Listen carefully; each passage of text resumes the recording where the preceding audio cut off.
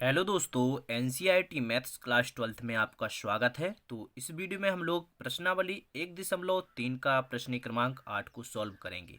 बहुत ही सिंपल सवाल है, आसान सा सवाल है। प्रश्न क्रमांक 6 और 7 की तरह ये भी आसानी से सॉल्व हो जाएगा। और प्रश्न क्रमांक 7 वो यदि आपने देख लिया होगा तो ये क्वेश्चन तो आप पर आसानी से बन जाएगा। बहुत ही इजी क्वेश्चन है, प्रश्न क्रमांक 7 की तरह है। तो चलिए इसको सॉल्व करते हैं। तो देखिए प्रश्न में दिया गया है, देखिए बहुत ही नॉर्मल सवाल है, आपको प्रश्न को देखकर थोड़ा डरना नहीं है। देखिए प्रश्न को हम लोग आसानी से सॉल्व कर लेंगे। इसमें दिया गया है एफ एक्स बराबर एक्स वर्ग प्लस 4 दिया गया है द्वारा प्रदत्त फलन एफ सच दैट आर से 4 से इन्फिनिटी तक आप कोई भी संख्या ले सकते हो। 4 से इन्फिनिटी तक आर में से, यानी कि रियल नंबर वास्तविक संख्या से 4 से इन्फिनिटी तक के अंक शामिल होंगे पर विचार कीजिए, सिद्ध कीजिए कि एफ व्युत्क्रमणीय फलन है। तो यही हमने प्रश्न क्रमांक 7 में सीख चुके हैं कि व्युत्क्रमणीय कैसे निकालते हैं। ठीक है, और इसमें भी आपको बताने वाले हैं। तो इसमें आपको सिद्ध करके बताना है व्युत्क्रमणीय, और साथ ही साथ आपको सिद्ध करना है जो एफ इनवर्स निकालोगे आप, प्रतिलोम निकालोगे एफ इनवर्स, उसका मान है जो रूट के अंदर y-4 द्वारा प्रदत्त होता है, यानी कि ये आपको सिद्ध करके बताना है। तो आपको निकालना पड़ेगा प्रतिलोम। तो आपको प्रश्न क्रमांक 7 की तरह इसको भी सॉल्व करना है। यहाँ पर दिया गया है जहां आर सभी ऋणोत्तर वास्तविक संख्याओं का समुच्चय है। तो देखिए सबसे पहले आपको क्या करना है, अब आपको पहले व्युत्क्रमणीय फलन चेक करना है। यदि व्युत्क्रमणीय होगा तो फिर सीधी सी बात है कि उसका प्रतिलोम भी निकाला जा सकता है। तो व्युत्क्रमणीय के लिए हम क्या करते हैं, व्युत्क्रमणीय में हमें तभी निकाल सकते हैं जब वो फलन एक एक ही अच्छादक होगा, उसे हम बोलते हैं कि व्युत्क्रमणीय है। तो आपको बताना है यहाँ की एफ है जो वो व्युत्क्रमणीय है, सिद्ध करके बताना है। तो यहाँ पर आपको व्युत्क्रमणीय के लिए सबसे पहले एक एक की और अच्छादक चेक करना पड़ेगा। जो भी सवाल एफ एक्स बराबर दिया गया है ना, एक्स वर्ग प्लस 4, इसमें आपको एक एक की और अच्छादक निकालना पड़ेगा सबसे पहले। यदि आप एक एक की निकालते हो और अच्छादक निकालते हो और वो फलन एक एक की अच्छादक होता है तो उसे हम बोलते हैं व्युत्क्रमणीय फलन। और एक एक की अच्छादक हम कैसे निकालते हैं ये भी सीख चुके हैं। एक एक ही में हम क्या करते हैं, x1 x2 दो अवयव लेंगे, r से लेंगे क्योंकि यहाँ पर r दिया गया है जिसका मान 4 से इन्फिनिटी तक होगा। और यहाँ पर हम x1 x2 लेकर एक बार हम f का मान f x1 रखेंगे, एक बार f x2 रखेंगे f x में। ठीक है, और हम उसको सिद्ध करेंगे x1 बराबर x2। यदि ऐसा होता है तो वो एक एक ही है। और अच्छादक में हम क्या करते हैं, x का मान f x में रखकर y का मान निकालते हैं। ठीक है, इतना हो जाता है। इसके बाद आप बोल सकते हो कि जो फलन दिया गया है वो व्युत्क्रमणीय फलन है। व्युत्क्रमणीय के बाद अब आपको इस पर विचार करना है। तो यहाँ पर आपको प्रतिलोम निकालना है। तो प्रतिलोम हम कैसे निकालते हैं, सीधी सी बात है, सिंपल सवाल है। अब आपको प्रतिलोम निकालने के लिए क्या करना पड़ता है, एफ एक्स और जी वाई की जरूरत पड़ती है गॉफ और फॉग निकालने के लिए। अब एफ एक्स तो क्वेश्चन में दिया गया है, जी वाई कैसे आएगा, तो जी वाई आप अच्छादक निकालोगे, वहां पर एक्स का मान आता है अच्छादक में।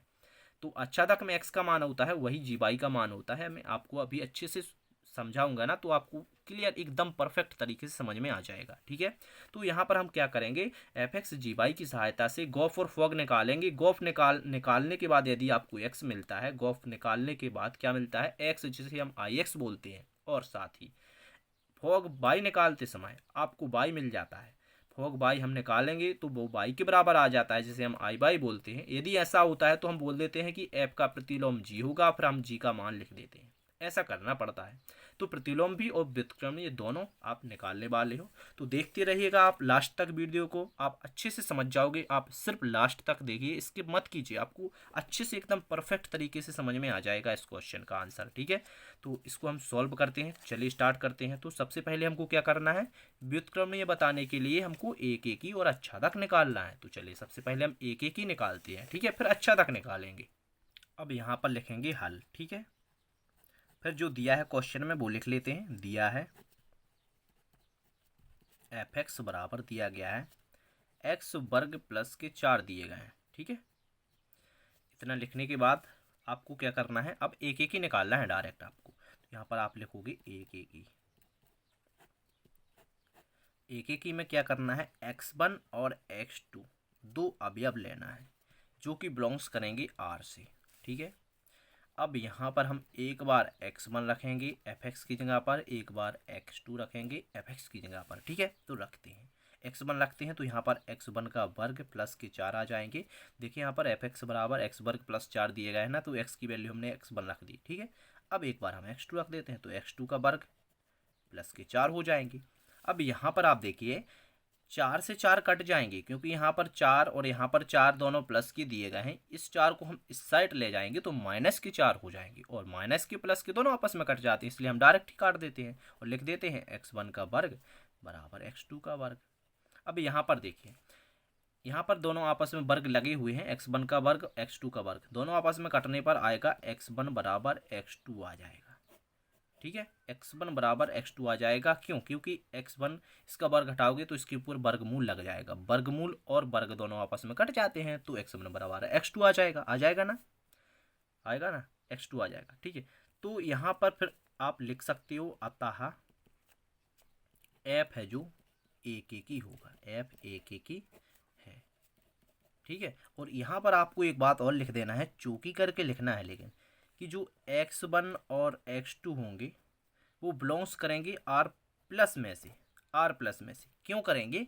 क्योंकि यहाँ पर आप देख सकते हो वर्ग से वर्गमूल कटेगा ना तो प्लस माइनस आएगा, जिसमें से आपको सिर्फ प्लस लेना है, प्लस लेना है r प्लस। r प्लस आपका क्यों लेना है? क्योंकि यहाँ पर कहा गया था क्वेश्चन में r सभी ऋणोत्तर वास्तविक संख्याओं का समुच्चय, यानी कि ऋण की संख्याओं को छोड़कर, r सभी ऋण की संख्याओं को छोड़कर, ऋणोत्तर मतलब ऋण की संख्याएं छोड़कर। तो ये बात को आपको ध्यान रखना है, क्योंकि क्वेश्चन में ही कहा गया था कि ऋण की संख्याओं को छोड़कर।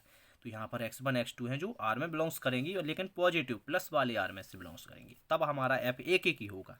और अच्छादक में लिखते हैं। अब अच्छादक एक एक ही अच्छादक हम लोग 1.2 में भी सीख चुके थे ना, तो आप लोगों तो कोई प्रॉब्लम नहीं होनी चाहिए। अब तो यहाँ पर fx बराबर लिखेंगे हम x वर्ग प्लस 4, जो कि क्वेश्चन में दिया गया है। इसे हम y के बराबर मान के चलते हैं, x वर्ग प्लस 4। ठीक है, y के बराबर हमने माना। अब हम क्या करेंगे, इस 4 को इस साइड लाएंगे तो y माइनस के 4 हो जाएंगे x वर्ग के बराबर। अब यहाँ पर यदि हम वर्ग हटाते हैं तो यहाँ पर वर्गमूल लग जाता है, तो y माइनस 4 के ऊपर करनी लग जाएगी, तो ये हमारा x का मान हो जाएगा। इस x को हम gy मानते हैं, आपको ध्यान रखना है। ठीक है, लेकिन बाद में, अभी आपको क्या करना है, जो x का मान आया है ना, इसको आपको fx में रखना है। ठीक है, तो यहाँ पर लिखेंगे x का मान fx में रखने पर, x का मान fx में रखने पर, अब हम x का मान fx में रखेंगे तो क्या आएगा, f x की जगह पर आएगा y माइनस के 4 बराबर। अब हम यहाँ पर x वर्ग प्लस 4 दिया गया है, जो x की जगह पर हम क्या लिख देंगे, y माइनस के 4 लिख देंगे ना, और यहाँ पर इसका वर्ग भी साथ में लगा देंगे। यहाँ पर देखिए fx की जगह पर हमने लिखा y माइनस 4 रूट के अंदर, जो कि x का मान है। अब यहाँ पर भी x का मान लिखना है, y माइनस 4 लिखेंगे, और यहाँ पर इसका वर्ग भी लगा देंगे, प्लस के 4 लिख देंगे साथ में। इसके बाद देखिए इसको सॉल्व करना है अब आपको, तो देखिए यहाँ पर लगा हुआ है वर्ग, वर्ग यानी कि करनी के ऊपर, यदि वर्ग के ऊपर वर्गमूल के अंदर, मतलब कहने का मतलब ये है कि यदि वर्गमूल जो दिया गया है इसके अंदर वर्ग लगा है उसके ऊपर, तो वर्ग और वर्गमूल आपस में कट जाते हैं, तो यहाँ पर y माइनस के 4 आ जाएंगे, और प्लस के 4 दिए गए हैं, तो प्लस के 4 माइनस के 4 भी कट जाएंगे, तो सिर्फ y आ जाएगा। तो x का मान fx में रखने पर यदि y प्राप्त होता है तो यहाँ पर हम लिख देंगे अतः f क्या है, अच्छादक है, f अच्छादक है, f अच्छादक है, और f एक एक ही भी है। देखिए यहाँ पर f एक एक ही है और यहाँ पर f अच्छादक है, तो ये फिर आप अतः करके यहाँ पर लिख सकते हो कि अतः f है जो व्युत्क्रमणीय है, f व्युत्क्रमणीय है। यही तो हमको सिद्ध करना था कि f व्युत्क्रमणीय है या फिर नहीं है, तो आप लिख सकते हो कि f क्या है, व्युत्क्रमणीय है। अब आपको इतना करने के बाद बताना था उसका प्रतिलोम निकाल कर, तो प्रतिलोम निकालते हैं। तो आपको ध्यान रखना है कि यहाँ पर जो x की वैल्यू दी गई है ना, इसे हम gy मानते हैं, gy। ठीक है, और fx दिया गया था तो हम gy और fx को लिख लेते हैं, फिर फॉग और गॉफ ज्ञात करते हैं प्रतिलोम के लिए। तो हमने fx और gy की वैल्यू लिख ली, यानी कि मान लिख लिए। अब हमको फॉग ज्ञात करना है, फॉग x ज्ञात करना है। अब फॉग x का मतलब होता है f of fx, f of gx होगा। यहाँ पर क्या होगा, f ऑफ gx। तो यहाँ पर हम डायरेक्ट लिखेंगे, या फिर हम सबसे पहले फॉग ज्ञात करना है, या फिर आप गॉफ भी ज्ञात कर सकते हो। पहले आप गॉफ भी ज्ञात कर सकते हो, फिर आप फिर फॉग भी ज्ञात कर सकते हो। हमने यहाँ पर फॉग लिखा तो इसका मतलब होता है f ऑफ gx। यहाँ पर हम लिखेंगे f ऑफ gx लिखेंगे, या फिर आप चाहो तो गोफ भी पहले ज्ञात कर सकते हो। हमने फॉग लिखा है, फॉग एक्स को हम लिख सकते हैं एफ ऑफ जी एक्स। ठीक है, अब एफ ऑफ जी एक्स नहीं, यहाँ पर आपको क्या करना पड़ेगा, यदि आपने फॉग लिया है तो यहाँ पर बाई लिख लीजिए पहले। ठीक है, फॉग बाई, क्योंकि हम ज़्यादातर क्या करते हैं अभी तक मानते आए हैं गोफ एक्स और फॉग बाई, तो आपको कन्फ्यूजन नहीं होनी चाहिए, तो इसलिए हम गोफ ही ज्ञात कर लेते हैं पहले, गोफ एक्स। ठीक है, गोफ एक्स और फॉग बाई मानते हैं। गोफ एक्स में क्या होता है, जी ऑफ एफ एक्स होता है, जी ऑफ एफ एक्स मानते हैं इसको।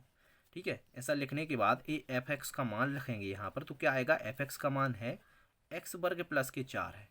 ठीक है, एफ एक्स है जो दिया गया था एक्स वर्ग प्लस 4, तो यहाँ पर देखिए आप जी और ए पूरा बाई बन गया, यहाँ पर देखिए जी बाई, तो जी और ये पूरा बाई बन गया, बाई का मान, तो बाई की जगह पर हम लिख देंगे एक्स वर्ग प्लस 4, तो यहाँ पर आएगा करनी के अंदर बाई का मान एक्स वर्ग प्लस के 4 और माइनस के 4 पहले से दिए गए थे, तो माइनस के 4 प्लस के 4 दोनों आपस में कट जाएंगे, तो सिर्फ यहाँ पर एक्स वर्ग बचेगा, और यहाँ पर वर्ग से वर्गमूल भी कट जाएगा, तो क्या बचेगा, सिर्फ एक्स बचेगा। तो हमने ज्ञात किया गोफ एक्स बराबर एक्स ज्ञात किया। ठीक है, जिसे हम आई एक्स भी लिख सकते हैं। अब हमको फॉग बाई ज्ञात करना है, फॉग बाई, तो फॉग बाई, यहाँ पर फॉग बाई का मतलब होता है एफ ऑफ जी बाई, तो जी बाई का मान कितना है, तो जी बाई का मान यहाँ पर लिख दीजिए आप, जी बाई का मान है करने के अंदर बाई माइनस 4। ठीक है, इतना लिखने के बाद ये एफ ए पूरा एक्स बन गया, तो एक्स की वैल्यू आप लिख दीजिए, एक्स की जगह पर बाई माइनस के 4 लिख दीजिए, और साथ में वर्ग लगा दीजिए, प्लस के 4 लिख दीजिए। यहाँ पर आप देख सकते हो ए लिखा हुआ है एफ एक्स बराबर एक्स वर्ग प्लस 4, तो एक्स की वैल्यू रख दी हमने, वर्ग जहीं की तहीं लगा दिया और 4 भी लिख दिए। ठीक है, और वर्ग से वर्गमूल यहाँ पर भी कट जाएगा, तो बाई माइनस के 4 प्लस के 4 आ जाएंगे। ठीक है, वर्ग से वर्गमूल कटने पर बाई माइनस 4 आएगा, और यहाँ पर प्लस के 4 दिए गए हैं, तो दोनों आपस में कट जाएंगे, माइनस प्लस के 4, तो सिर्फ बचेगा क्या, बाई, और आपको साथ में बराबर जरूर लगाते चल रहा है। ठीक है, तो बाई बचा, तो यहाँ पर हमने फॉग बाई को ज्ञात किया और बाई आ गया ना। तो यदि गोफ एक्स को ज्ञात करते समय एक्स आ गया, फॉग बाई को ज्ञात करते समय बाई आ गया, तो हम क्या बोलते हैं कि एफ का प्रतिलोम क्या होगा, जी होगा। तो यहाँ पर आपको चौकी करके लिखना है, गोफ बराबर आई एक्स आ गया तथा फॉग बराबर आई बाई आ गया। तो यहाँ पर लिखना है अतः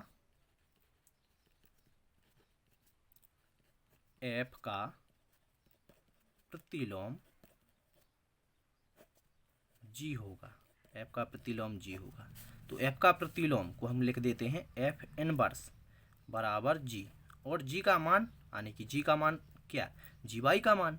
ठीक है, तो जी बाई का मान क्या है, करनी के अंदर बाई माइनस 4, तो यही हमको सिद्ध करना था। क्वेश्चन में देख लीजिए आप, यही दिया गया था, एफ इनवर्स बराबर करनी के अंदर बाई माइनस 4 को लाइए आप सिद्ध करके, तो आ गया ना। तो यही हमारा सिद्ध हुआ, तो यहाँ पर आप डायरेक्ट लिख सकते हो सिद्ध हुआ। ठीक है, तो इस प्रकार ये क्वेश्चन सॉल्व हो गया। आशा करते हैं आप लोग समझ गए होंगे। तो इस प्रकार के वीडियो देखने के लिए आप हमारे चैनल पर विजिट कर सकते हो, प्लेलिस्ट आपको मिल जाएगी कक्षा 12वीं एनसीईआरटी गणित, इसी प्रकार के क्वेश्चन वहाँ पर भी आपको समझाए हुए हैं। तो वीडियो को लाइक कर दीजिए और अपने दोस्तों में से शेयर कर दीजिए। Thank you.